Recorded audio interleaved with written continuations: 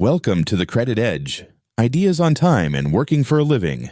Let's get started. Today, we are taking a necessary step back. We want to look at the geometry of how we live our lives. Specifically, how those tiny, really pressured decisions we make every single day, how they add up to the reality we find ourselves inside of, years later. And our source material for this deep dive is a powerful and very reflective essay from the Credit Edge. Right. It's a document focused squarely on the daily financial and really life decisions that are faced by working class individuals. People who trade their hours directly for wages. Exactly. Yeah.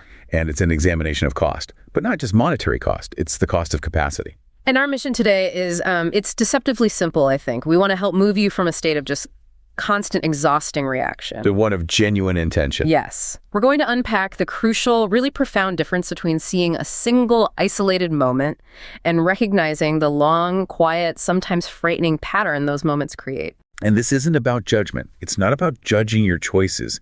It's about providing clarity on the hidden costs that build up silently in your life. Unseen. Completely unseen until they form the entire structure you're living in. So to set the tone for this, I think we have to start with the essay's own opening. It's an immediate anchor for this whole reflection. It is. Listen to how simple but also how absolute this is. It says, the small moments shape the life we wake up to. And then the essay immediately follows that up with an example we all recognize. It says, a choice made because you are tired and today feels heavier than yesterday. That one sentence, it just sets the entire framework, doesn't it? It really does. We are not analyzing some complex market maneuver here. Right. We're analyzing exhaustion. I think that's why this is so resonant. It's focused on the truth you find in the everyday, and it brings us right to the core philosophical framework of the essay. It does. Before we move on, we have to ground ourselves in the principles we'll be using today because they are the tools that let us move from reaction to intention. That's essential. We have to understand the language of the source. The foundation of this entire deep dive is, it's the foundational principle of the Credit Edge philosophy. Which is? Awakening is the foundation. And this isn't just about financial literacy. It's about seeing the cost first. Seeing the cost first. Because every price we pay hides another one just beneath it. And that deeper cost, as we'll see, is always time. That connects directly to the first major principle we use. Time is the only real currency. Time is the one thing that's actually finite. Exactly. The essay puts it this way. Money stores labor. Debt, therefore, borrows time. And wealth. Wealth isn't a number in a bank account. No. Wealth means owning your hours. And if you really understand this, then every single discussion about money instantly becomes a discussion about hours of your life. And the other principles, like systems profit from compliance and awareness is reclamation and peace compounds, they all seem to flow from that cost of time, don't they? They do. They define the environment we're in and the path out. Systems profit from compliance. That just means systems win when we're too exhausted to notice them. Right. They trade our future freedom for a little comfort today. Exactly. Then reclamation means the path back to freedom starts simply. It starts just by seeing the patterns we've accidentally built. And the last one. And finally, peace compounds. This is the opposite of the fatigue cycle. It's where discipline builds freedom moment by moment. Time pays the dividend, and awareness brings the return. So that's the quiet, steady work we're digging into today. That's it. Okay, let's unpack this. It's about gaining clarity on the mechanics of our daily lives, not just being overwhelmed by the results down the line. We need to jump into the core dilemma the essay defines, because it tells us where the battle for our hours is actually being fought. Let's do it. The source material is remarkably specific about where the struggle happens. It states it so clearly. Up close, inside the moment. Inside the pressure of what needs to get done right now. That description, that is the constant operating environment for someone who's trading hours for wages. There's no distance, no buffer. It's all just instantaneous pressure. And that proximity to pressure is the central mechanism that the essay highlights. What do you mean by that? Well, when you are standing that close to a problem, all you can see is the immediate threat, the looming bill, the immediate need of a child, the broken appliance. So when your attention is completely taken up by what's urgent, the important just fades into the background. It has to. Okay, so here's my question then. When we live strictly inside the moment, what is the real measurable trade that's being made? I mean, beyond just today's work for today's money. You're trading the irreplaceable for the consumable. If we go back to that principle we just discussed, time is the only real currency. You're trading your finite capacity for immediate relief. So the core argument the essay makes, especially for us in the working class, is that this is where that deeper cost begins. Exactly. It's not a monetary cost at first. It's a cost of mental capacity. And it's a cost of future optionality. The essay really hammers this home by defining the core state of decision-making for this group. It's not strategic. No, the source says that our decisions are driven by exhaustion, not by freedom. And that's a profound shift in agency, it says. We make decisions from fatigue, not from choice, from urgency, not from clarity, from pressure, not from intention. And what's so important to see there is that in that single moment, every one of those decisions feels rational. Oh, completely. Buying the expensive convenience food. It was necessary. You were too tired to cook after that double shift. Putting off the complicated paperwork. Necessary. You needed sleep. Of course you did. And that's the very definition of the hidden cost, isn't it? The choices you make out of fatigue feel totally necessary right then. But the hidden cost is the erosion of your future choice. You're making today easier by taking out a mortgage on tomorrow. That's it. If you decide from fatigue, you are choosing the path of least immediate resistance. And that is almost always the most expensive path down the road. Why? Why is that? Because that path of least resistance, it often involves speed, convenience, and a reliance on systems that are designed to profit from your exhaustion. Systems that attach fees, interest, or penalties to that short-term relief you so desperately need. Can you give us a concrete example of this cost of capacity? How does being tired today really erode future choice? Okay, let's consider the exhaustion that stops you from spending, say, 45 minutes researching a better, cheaper car insurance policy. Right, we've all been there. You're just so drained that you renew the expensive, mediocre policy you already have. You just click the button, you save 45 minutes of mental effort today. God. But if that better policy would have saved you $50 a month, that exhaustion just cost you $600 of your future time over the next year. Wow. That is a transaction where fatigue sold your future hours for cheap. Which leads us to the really fundamental, grounded question the essay forces you to ask. Oh. How many hours will this internal state, this chronic fatigue, cost us down the road? That becomes the ultimate calculation for a working person. If debt borrows time, and the source keeps reminding us of that, then debt you take on because of decisions made from exhaustion is a direct obligation on your future self. You're literally borrowing from your future life hours. To solve a problem that your exhausted present self created, this mechanism ensures that the system is constantly trading your future freedom for the comfort or just the mere survival of your present moment. It's a time depletion feedback loop. Okay, so this is where we need to move from the single moment to the architecture of our lives. Yes, the critical turning point in the essay is realizing that these moments, which we treat as these singular isolated events, they're actually cumulative. They're data points, not just random noise. Exactly. The essay captures its cumulative reality so well. It says, but moments have a memory. They line up quietly, one after another. We see the individual trees, but we miss that they're all forming a forest around us. And this continuous, quiet accumulation of moments, this is the core mechanism of control. It lets us see that systems don't need some grand, malicious intent or complex conspiracies. No, they just need our compliance, stemming directly from our fatigue. The system wins when we're too tired to look up and notice the overall structure that's being built around us, one moment at a time. I sometimes struggle with that term, compliance. It sounds so cold. Isn't it really just survival? That's a fair challenge. Yeah. And the essay does address that nuance. It is survival, yes, but the manner of survival becomes compliance. What's the distinction? Compliance here doesn't mean obeying some tyrannical leader.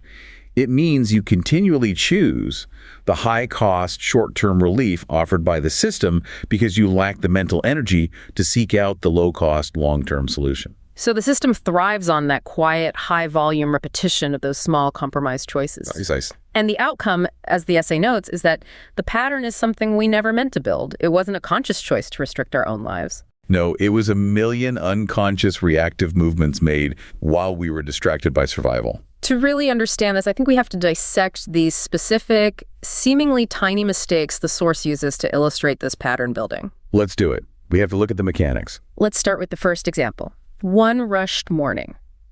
It seems so benign, but the cost runs deep. Okay, think about the real-world cost of a rushed morning. You skip a crucial step, let's say checking your account balance before you pay a small utility bill online. Okay. You accidentally trigger an overdraft fee of $35.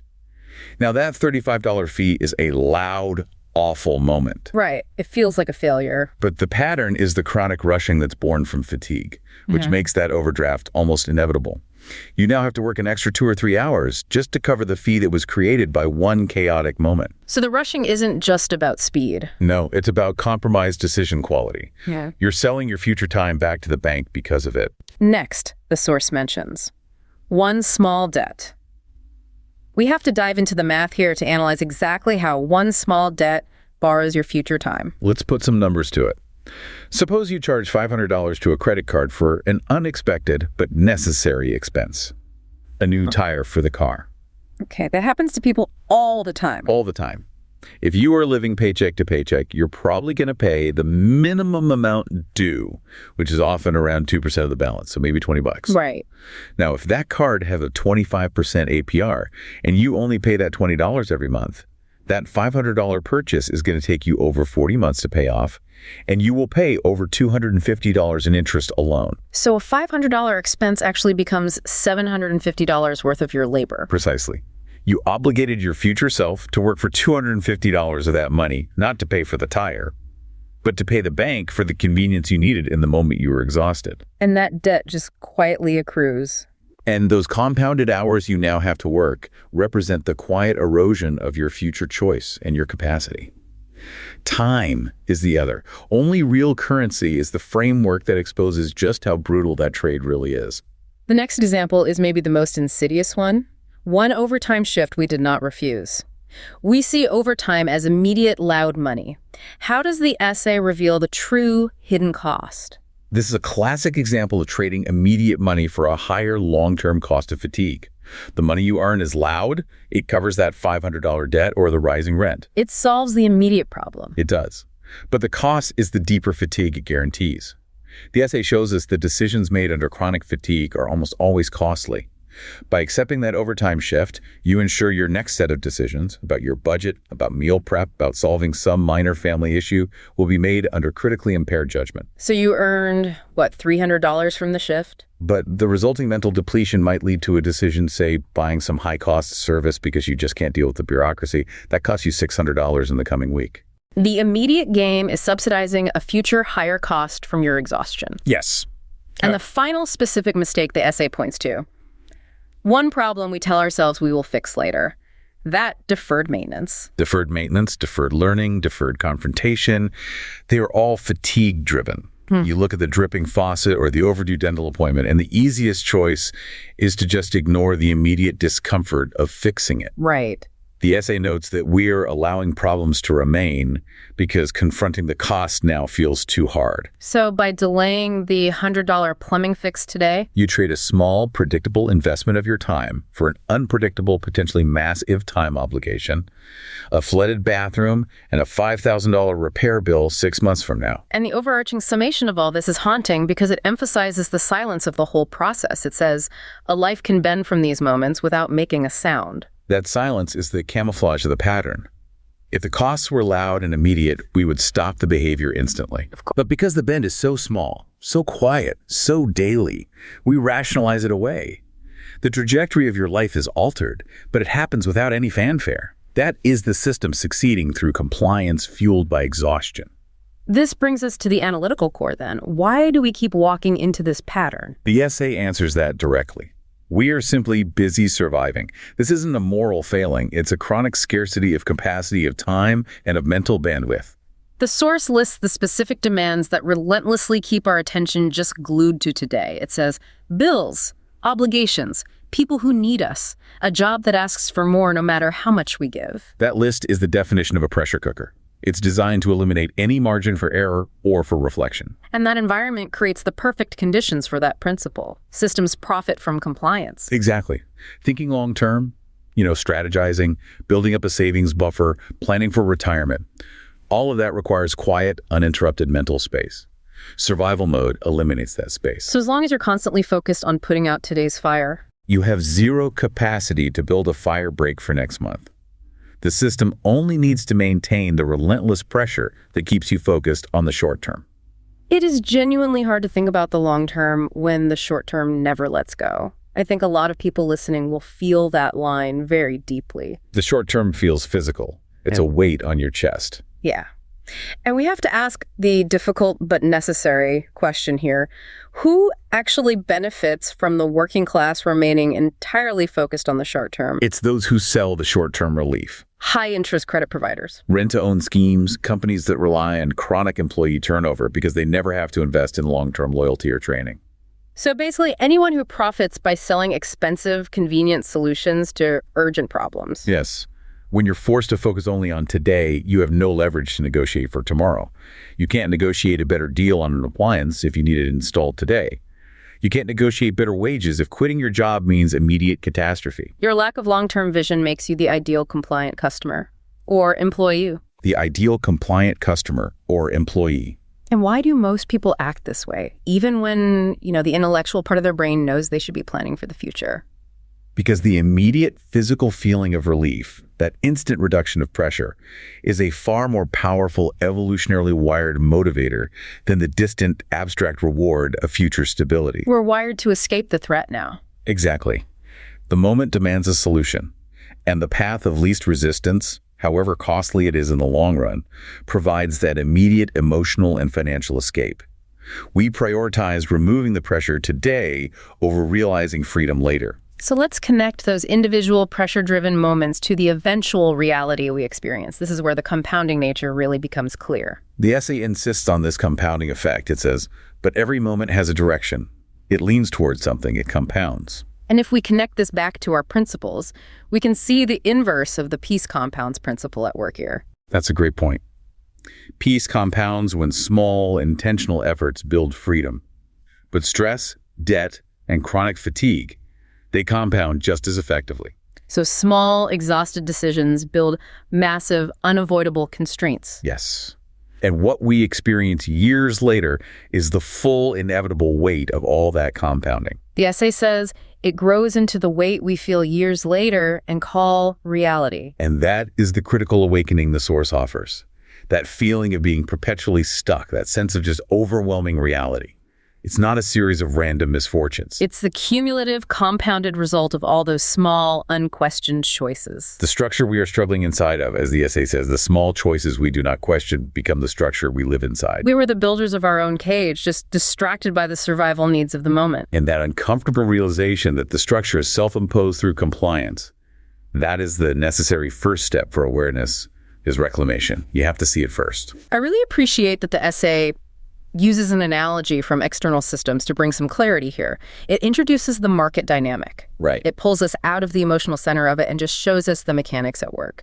The source says, markets reveal this truth more clearly than life does.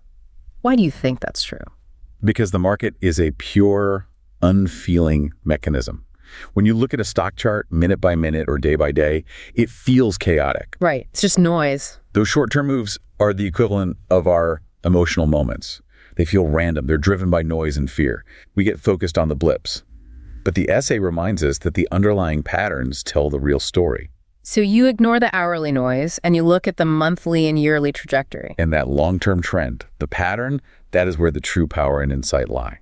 So if we applied that market logic to our own personal patterns, the essay maps out this flawless chain of cause and effect that leads to the pattern. It's the engine of the constraint. It goes. Pressure creates decisions. Decisions create behavior. Behavior creates trend. Let's walk through that. If your life is constantly under financial pressure, your decisions will be rushed, aimed at immediate relief like using high-cost credit. That repeated behavior becomes a reliable trend, a reliance on borrowing just to maintain your cash flow. And that trend, not your salary, dictates your financial trajectory. Irrespective of how hard you're working. So the powerful awakening insight here is that the trend, the pattern, is the true structure that we're living inside. It dictates the trajectory of our life hours, independent of our individual efforts. That's the key. You might have a great moment, a bonus, a raise, an unexpected tax refund, which is loud and feels like a change. Yeah, you feel like you've finally gotten ahead. But if the underlying trend is still chronic fatigue, overspending on convenience, and creeping interest payments, that positive moment is just a temporary fluctuation against the established downward-leaning pattern. To gain freedom, you have to focus on changing the pattern, not on winning the moment. And the essay contrasts the volume of these two forces so beautifully. It says, a moment is loud, a pattern is quiet. The loudness of the moment is its weapon. The immediate need, the urgent repair, the child's requirement, the overdue notice, it screams for attention. It paralyzes deep thought. At the pattern. The pattern. The slow, steady accumulation of interest debt, the silent physical toll of fatigue, the erosion of savings is quiet. It does its work completely unnoticed. And that silence allows the cost to become catastrophic later on. Absolutely. The essay says the pattern waits until the cost becomes too heavy to ignore. That is the exact moment the hidden cost comes due. It's not a sudden crisis. No, that crushing weight, which people often label as a sudden crisis or a breakdown, was not sudden at all. It was the inevitable destination of a quiet, long-established trend. Awakening is the foundation means seeing that quiet trend long before the crisis starts screaming for your attention. This analogy is powerful, but let's bring it back to a grounded example. Can you show us how this plays out in a common scenario, maybe trying to maintain an affordable place to live? Certainly. Okay, the moment is loud. You receive an unexpected rent increase notice. Your immediate fatigue decision might be to panic and immediately start working more overtime. Which just drains your capacity even further. Exactly. The pattern, however, is quiet. The pattern is the fact that you never built a 3-month emergency buffer, which would have given you the clarity and the time to research cheaper housing or to negotiate the increase or maybe look for a new job. So the pattern isn't the rent hike itself. No. The pattern is the zero-margin life that dictates panic as the only acceptable response. You spend years sacrificing your time in a panic response to a pattern you haven't even seen. Okay, let's zero in on the ultimate trade-off that the source identifies. This is the summation of the entire argument. This is the price of seeing only today. And what we lose is direction itself. The essay says we miss the direction we're giving our life. What does that mean exactly? When you are moving solely from moment to moment, you feel incredibly busy and productive, but you lack any true directional movement towards your goals. Direction requires pulling back, gaining some altitude, and seeing the quiet pattern you've established. So without that direction, all that effort is not just wasted. It can be actively counterproductive. It can move you further into the cycle of constraint. And the trade-off itself is brutally efficient at just maintaining the status quo. We trade long-term freedom for short-term relief. This goes right back to that principle. Time is the only real currency. When you trade relief for freedom, you're trading sovereignty for comfort. Sovereignty. Sovereignty means you decide how you spend the hours you earn. Comfort is when you accept a toxic or demanding work environment because the paycheck relieves the financial pressure today, but you've sold future control of your mental health, your energy, and your time. So that short-term relief, whether it's avoiding a tough negotiation or delaying a necessary conversation or just using high-interest credit. It uses your future hours as collateral every time. But wait, doesn't that sound a bit overly deterministic? I mean, doesn't the essay acknowledge that sometimes we just need the short-term relief? Sometimes there is no other choice. The essay is deeply empathetic to that reality. It absolutely recognizes that in moments of acute crisis, relief is necessary. But this deep dive is about recognizing when relief becomes the pattern. That distinction is crucial. If every single time pressure mounts, the automatic, unquestioned response is to seek high-cost relief, then the pattern has solidified. The perpetual trap isn't created by the single crisis, but by the reliance on the same high-cost coping mechanism over and over. And that's why the essay notes, we solve the same problems in different forms because we never step back to see what they belong to. This is the opposite of awareness is reclamation. We get locked into treating symptoms, not the cause. So if the symptom is constant financial scarcity, the reactive solution is to take on more work. That solves the immediate lack of money, but it deepens the underlying pattern chronic fatigue and a lack of time for strategic planning. And that fatigue ensures the next expensive mistake will happen. And the scarcity returns, maybe this time as a debt issue or a relationship strain.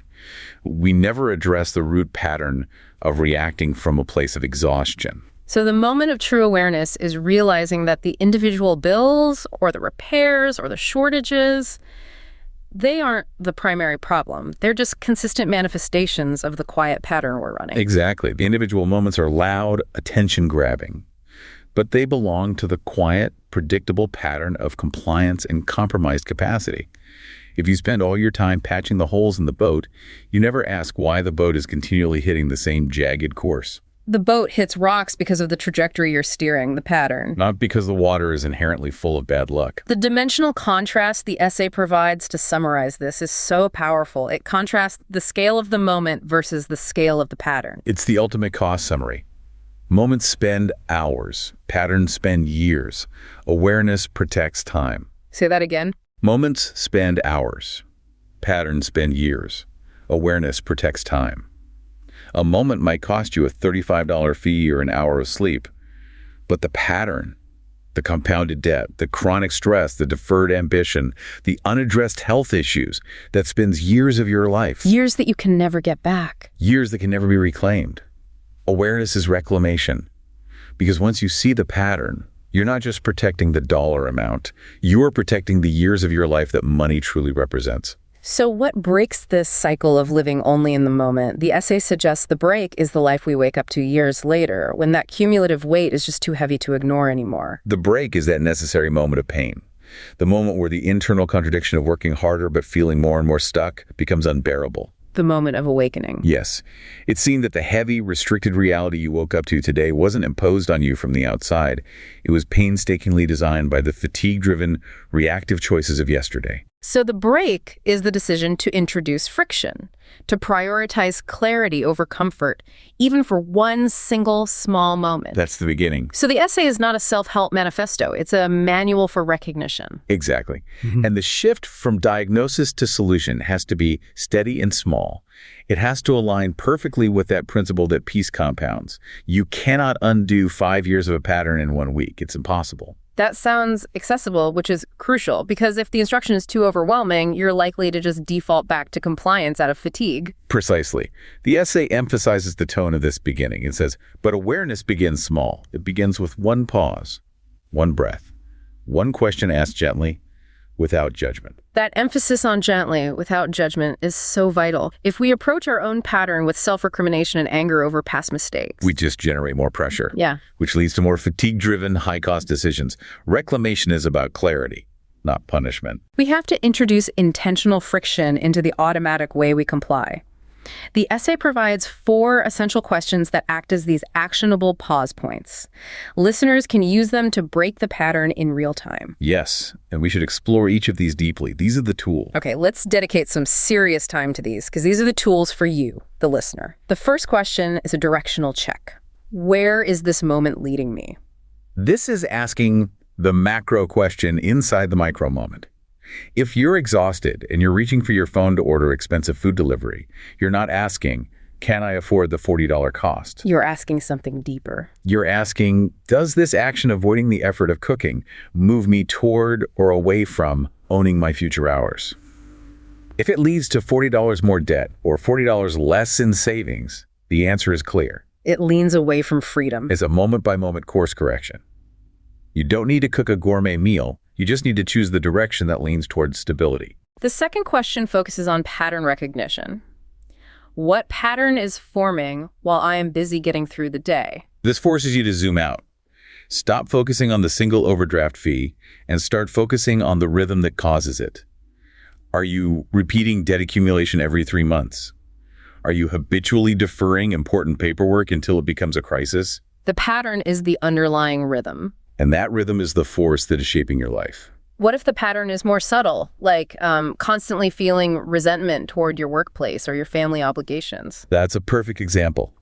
The moment is the loud feeling of anger after a difficult interaction.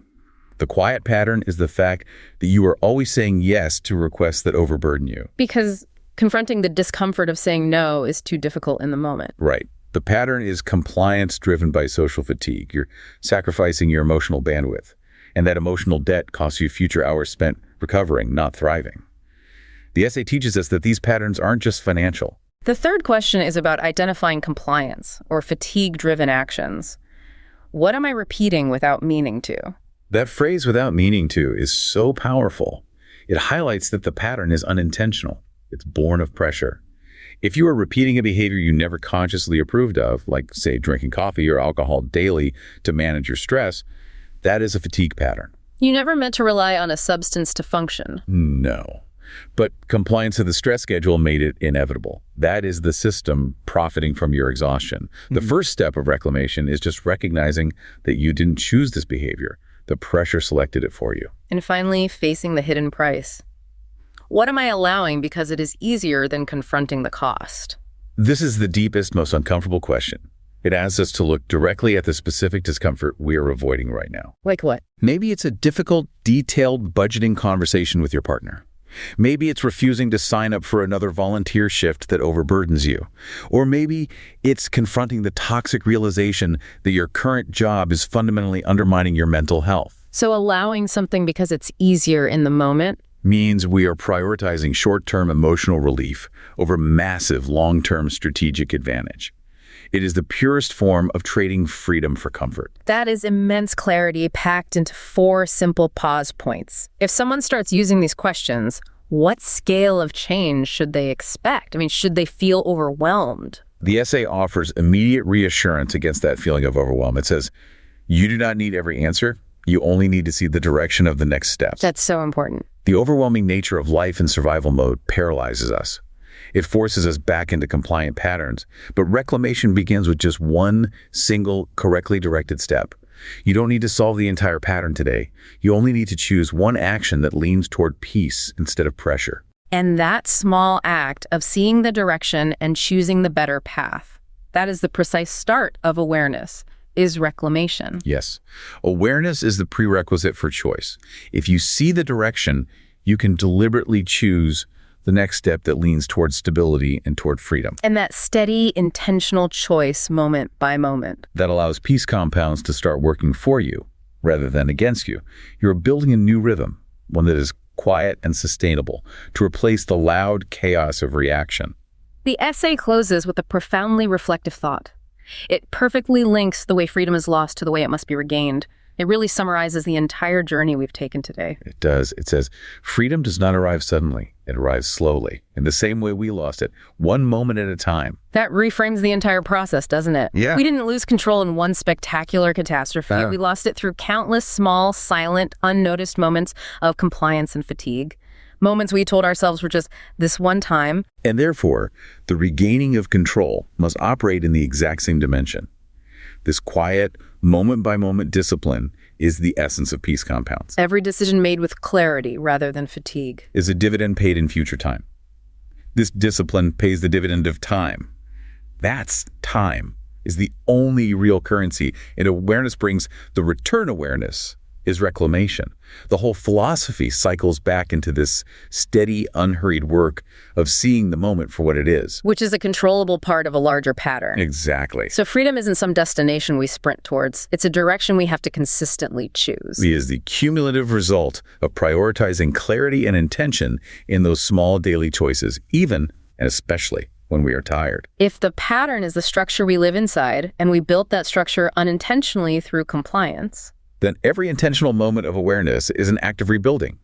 We're trading the noisy chaos of short-term relief for the quiet, sustainable strength of a structure that's built for our own autonomy. we've taken a genuinely deep dive today into a reflection that challenges the foundational assumptions of our daily survival.